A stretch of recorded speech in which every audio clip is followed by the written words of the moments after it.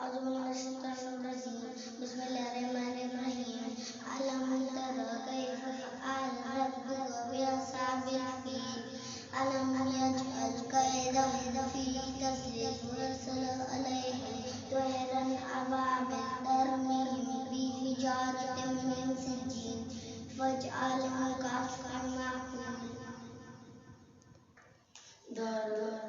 اعوذ باللہ من الشیطان الرجیم بسم اللہ الرحمن الرحیم. محترم حضرات، میں آپ سبھی کے سامنے آج ایک نعت پیش کرنے جا رہا ہوں.